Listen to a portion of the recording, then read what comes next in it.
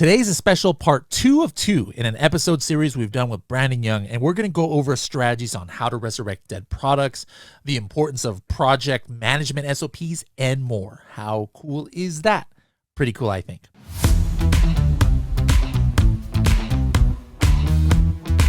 Are you an agency, enterprise level seller, or an 8 or 9-figure seller and need advanced analytics? Market Tracker 360 might be the product for you. To get a demo of Market Tracker 360, go to h10.me/MT360. That's h10.me/MT360.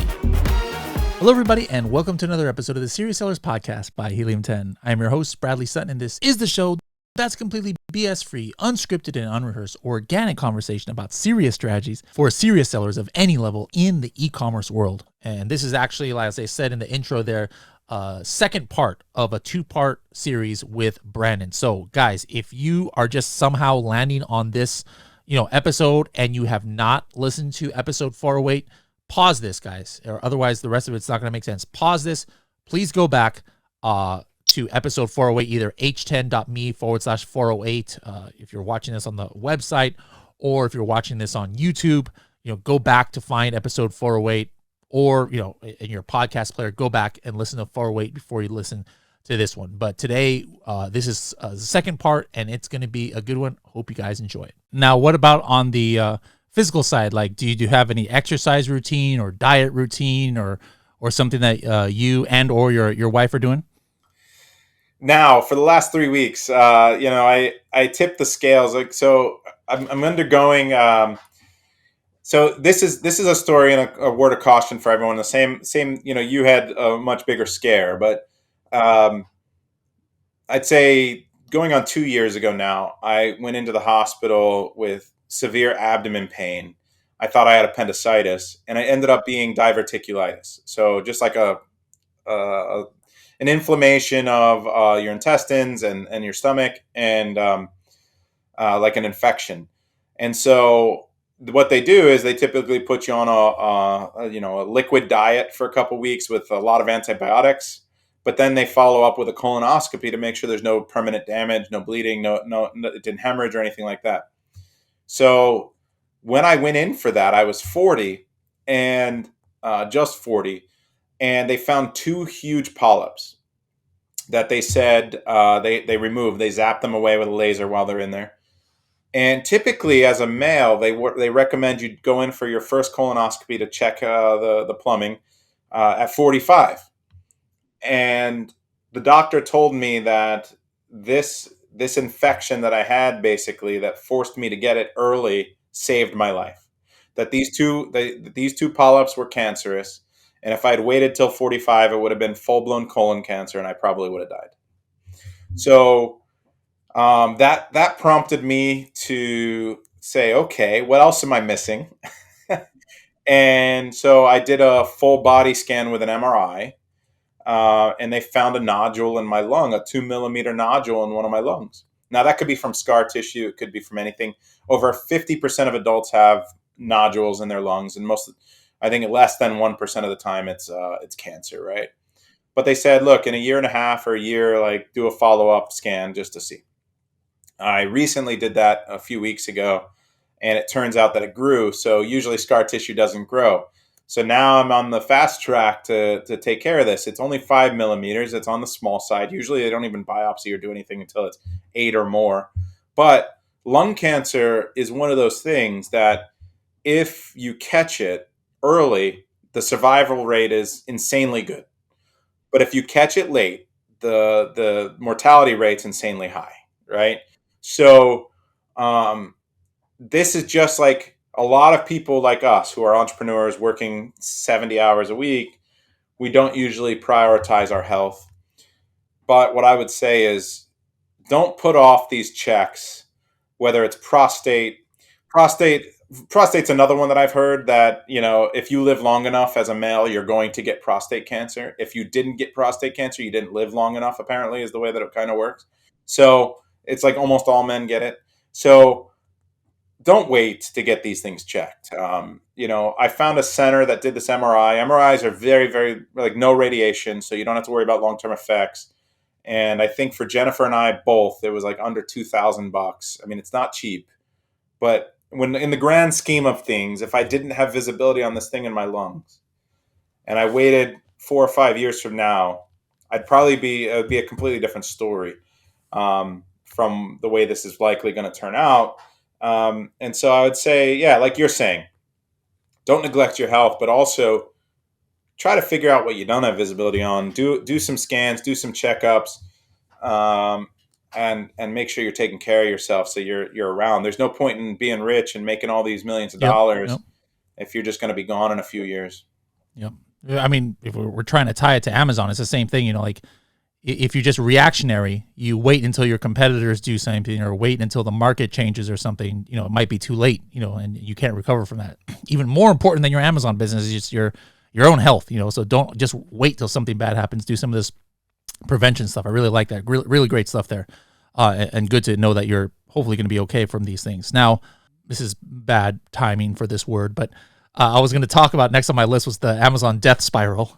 That was something that that Casey talked about. This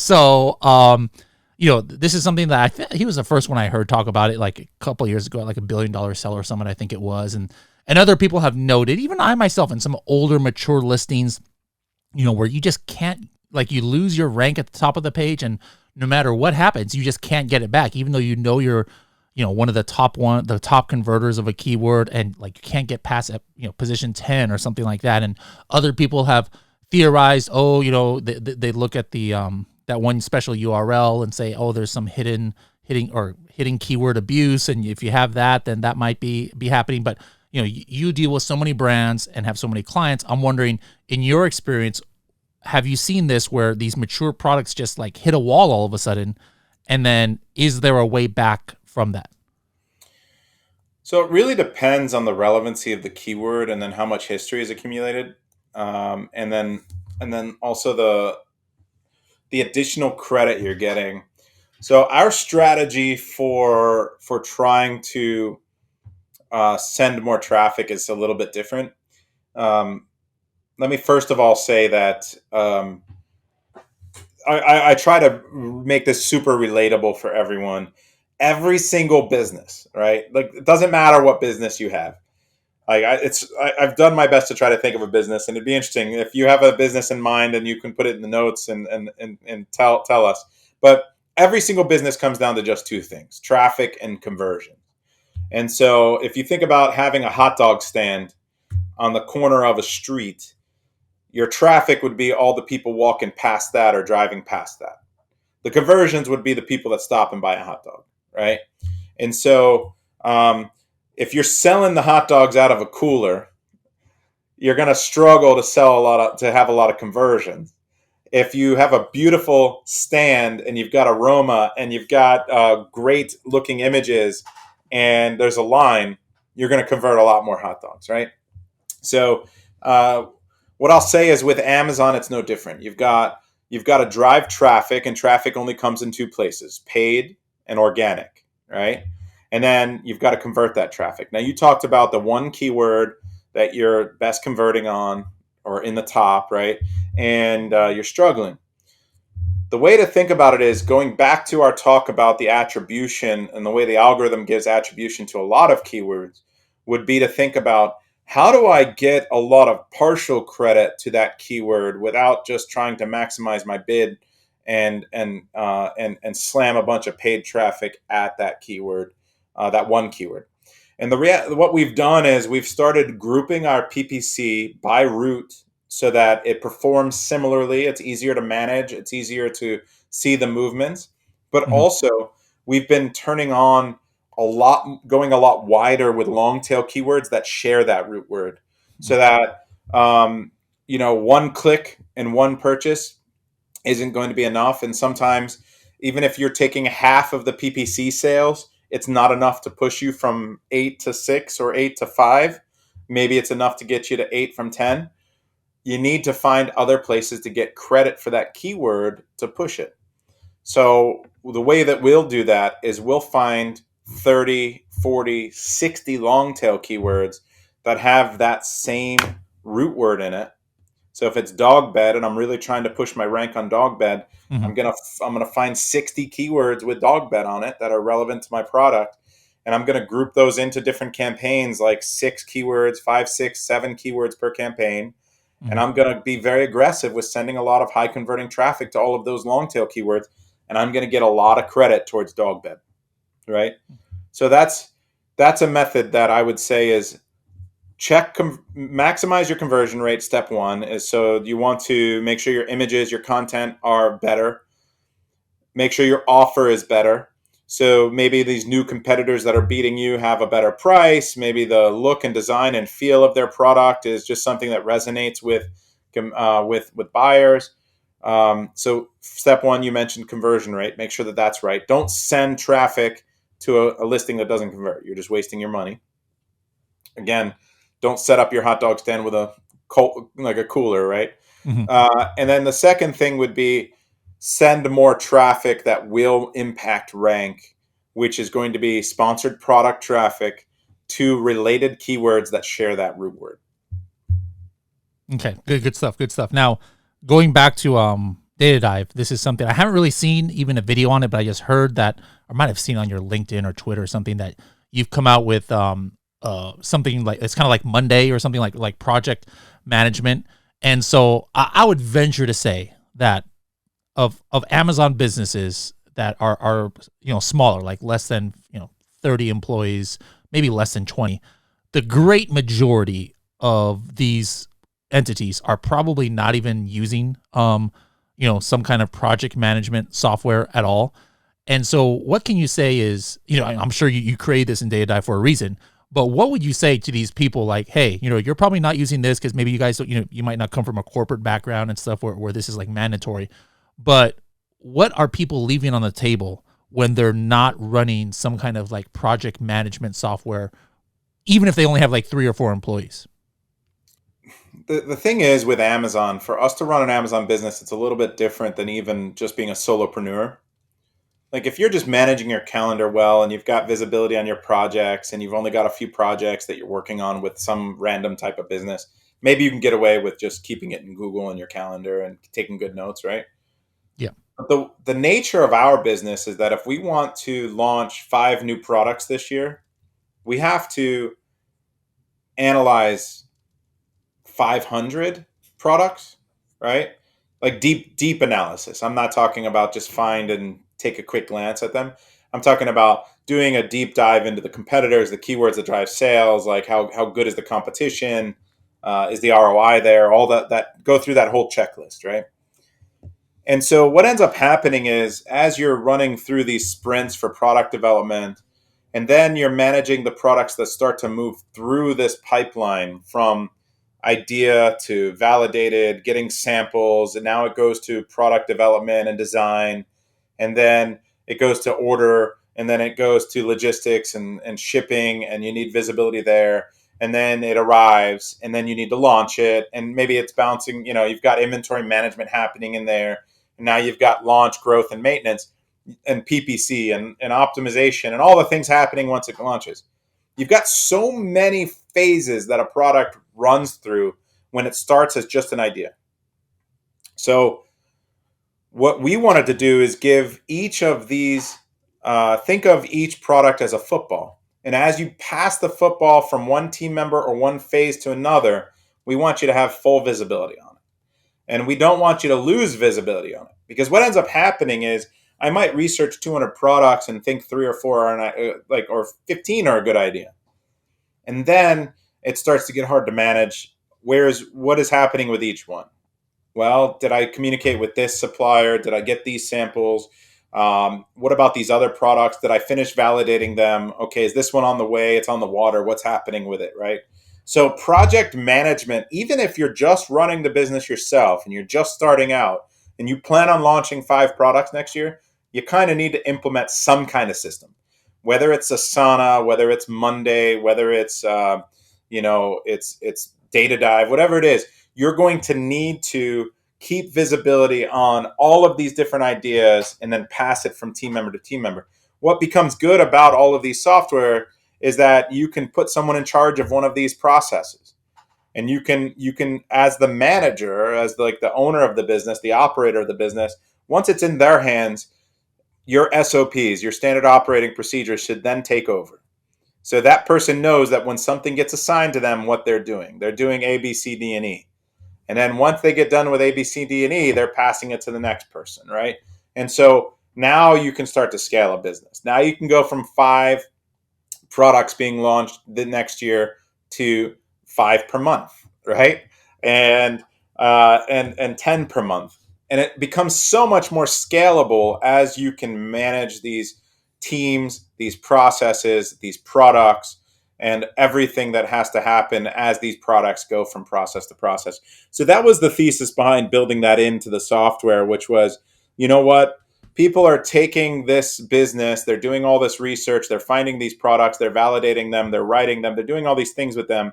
And then they're going out into Asana or Monday or whatever they're using, or Trello, and then they're building these processes out. Whereas it can kind of stay in here. Like we can kind of just let them pass the buck back and forth and make notes and smooth make this much smoother. Helium 10, Cerebro, you've probably been one of the power users for years for that. Do you have anyone on your team? Do you guys have access to one of our elite level accounts? I don't think so.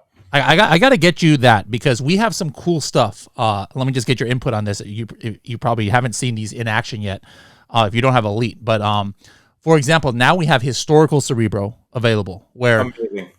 Yeah, so it's like, hey, yeah, sure. Of course, Cerebro is very powerful in itself. What's going on in the last 30 days? But if I'm doing some if I'm doing research because I want to launch a beach ball and it's December, what is in Cerebro, what's on Amazon now is not necessarily indicative of the main keywords and of I got to tell people listening like how powerful that is, because we launch a ton of seasonal stuff.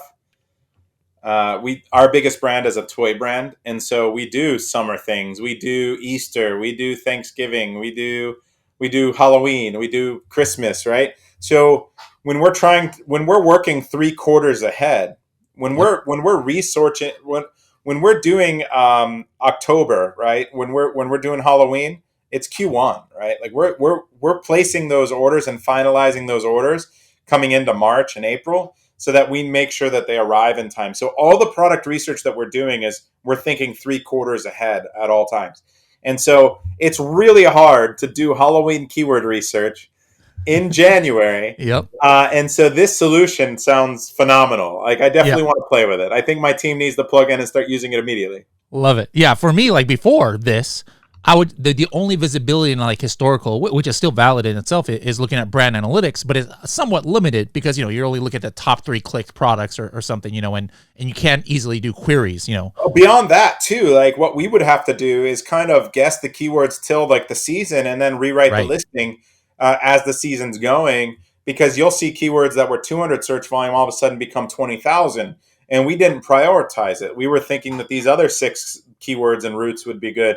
And so our team is constantly you should iterate anyway. Like, honestly, like your team should be using the same practices. But what we would have to do is look at some of these competitors, what they launched the previous year, and then just look at historical BSR and say, you know what, this one sold a lot during Halloween last year, but now like, okay, so maybe we need to do something similar to that design or something similar to that product, but we have no visibility on keywords for it. Yep. This is that's a game changer. That's awesome. Yeah, that's awesome. definitely all right. awesome. Cool. Yeah. So this way, you can just say, hey, show me the Cerebro, for this month of the year, sometime in the last 2 years. The other new thing that we have that I know you haven't seen, and it's just starting. We don't have too much historical data yet, but starting in December of 2022, one thing that's big for me that I noticed in 2022 is just how many different sponsored widgets Amazon has all over the place. There's the trending now widget, there's 4 stars and above, there's editorial recommendation, there's the Amazon's choice, like it's just so many different sponsored placements on page 1. So now going forward, elite members can see you enter in an ASIN or a group of ASINs, instead of just seeing where they're at organically and sponsored, you'll see ones where, hey, they're also showing up on this keyword for editorial, they're also showing on this keyword for from our brands or something like that. So it gives you a lot of visibility into the real estate of page one. Because, just looking at the regular sponsored placement and organic, gone are the days where that tells the whole story, of their share of 100%. voice kind of. Yeah, because it's to the point where the majority of products, 30 to 50% of the sales are made up from paid ads, and if some of them even more than that.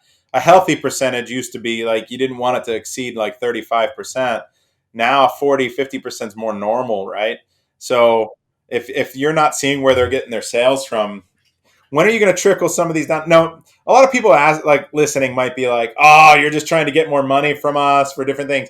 Look, as a software owner, I can 100% tell you these things are really expensive. There's a reason that they have to charge you more for these things, and don't feel bad, but like just understand how powerful the tools are and how to use them in your business. And believe me, you make one right decision because of it, it pays for it for the year. Yeah. I'm not, the elite, we're back to the old days, where you couldn't not anybody can just get in. Like we close it 95% of the year. Like probably nobody can get in there until March is probably the next time. But yeah, that's exactly why it's not that we're trying to bleed our users, but it does cost money to have these kind of functionality. If it didn't, then every single software tool company out there would just have it as part of their regular stack. Yeah, I wish it was just free, right? But Of honestly, course, that would be the best. the Now, reality is like it costs every single time you run a Cerebro. I'll look look. Bradley's not going to tell you this, so I'll whisper it. It's a secret. Every single time you run a Cerebro, it's costing them pennies, and you might think pennies don't add up, but you have to think about how many users they have and how many Cerebro dives they're doing, and believe me, it adds up. If you're using data dive Cerebro a customers lot, are having a nice chunk of. yeah.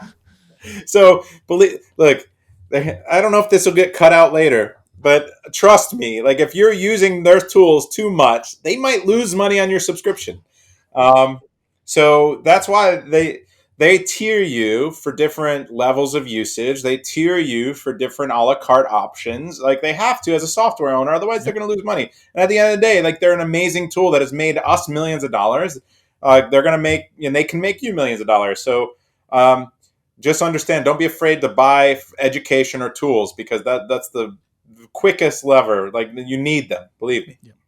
Last question of the day for you. Speaking of tools, is Amazon has just come out with a lot of tools. And I just have this wild, I'm usually not a conspiracy theorist. We all follow a couple of those kind of people on Instagram and stuff where they repost weird and strange things.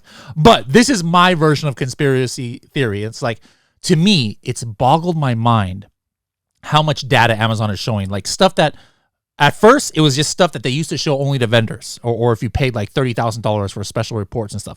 And then it's stuff that like they weren't even showing to vendors before, like product opportunity explore. And then of course, brand analytics, that's my favorite thing that Amazon has ever come out with, even to this day. And then, new versions of search query performance. But then there is that thing that just passed in Europe where Amazon, is like reiterating that they absolutely will not be using data that's not public to try and like help their own brand. So like my conspiracy theory is, and I'm not trying to throw Amazon under the bus, like this is totally logical to me, is that, hey, the more data they make public to everybody, well, now they can go ahead and use that, per what they just agreed upon. But regardless of the reason of why they're doing it, I think we can all appreciate that, hey, it's great that Amazon is showing more things. It helps Helium 10, allows us to validate, more data, and we as sellers gives us more data points. But my question to you is, of all these things that Amazon has been, releasing, what's your favorite one? I love the search volume that they're giving when they give you real search volume. Now, people don't understand that you're the pioneers, like of with the reverse ASIN and with Cerebro, and giving search volume for keywords, right? Like, and a lot of this is done in backdoor ways, and then you're validating with Amazon. Then you've got an algorithm running, and then so it's close, right? But it's not exact. And now your engineers, I'm sure, are working very hard on the back end. And if they haven't already started rolling a lot of these things out, they will be. Where you're going to use and benchmark the data that Amazon's giving you in order to make your data even more accurate for users. to me, that's the most important thing, because I want to know what keywords to prioritize and why. And generally, it's going to come down to how are people searching for the product. Remember, traffic is like the part one of that formula that we talked about that matters for business is traffic and conversion. So we want to make sure we're prioritizing keywords that are going to get us the most traffic organically. And so, yeah, anything that they do that gets us more data, I'm all for. I think it's going to make tools like Helium 10 better. It's going to make us better, and it's going to let us make better decisions. And I agree with you. I think that Amazon's banking on the fact that they're going to be able to use this data in a better way than competitors to make sales. And I think that at some point, Amazon's brands will be ripped apart from the marketplace. So they'll be separated. And that unit will have to operate separately. Because think about it this way. They just announced that they were getting rid of 50% of the products that they have that they own. And a lot of people are like, wow, that's crazy. Now they often take actions in response to things. But if you think about the ROI calculation that you make as a brand owner, which is my landed cost, my selling price, my FBA fees, my ad costs, right? If I factor all those things in, I get an ROI. I made $5 on this $25 sale, and it's great. Now, Amazon has to take that same formula to get to $5, right? They saved a little bit of money on the FBA fees, right? Because they make money on us every time they charge us for FBA fees. There's a little bit more money there added. But they have to subtract the alternative cost of someone else making that sale instead of themselves. So if someone else made that sale, then they would be receiving the commission. They would be receiving potentially the ad click. And so they're basically cannibalizing third-party seller income by taking these sales themselves. And so once you take that $5 and you subtract the alternative cost, maybe they made $1. And that buck as an ROI is not worth it for them to now deal with laying out the capital, the supply chain, the logistics, the overhead, the employees to manage it, and everything else that went into that. And so their ROI calculation is far different than ours. And so by chopping off the bottom 50%, they've actually increased their profit significantly because they don't need to have those products available on Amazon. Mm-hmm. As a matter of fact, 2 years ago, they banned over $3.5 billion worth of products, like revenue, from half of it was Chinese sellers, half of it was other sellers, and it was all cheaters that got caught and stuff. And they banned $3.5 billion in revenue off the platform. Businesses that were doing $3.5 billion, but they didn't lose a single penny because as soon as a product was removed from the search results, another one went from number 8 to number 7 and number 9 to number 8, and that vacuum of demand was filled instantly. And the shoppers didn't know the difference. And so, but all they're doing by removing themselves is now increasing their bottom line. But the ones they do keep, I think, are they're banking on themselves to continue to do a better job than us sellers, and I can tell you that they're not as good as us. Yeah. All right. Well, we like we close every episode. We do it with our SST, our 60-second tip. It used to be called 30-second tip. That was the last time you went on the podcast. It was 30-second, but nobody ever keeps it 30. So that's why I changed the first letter to an S, and now it's a 60-second tip.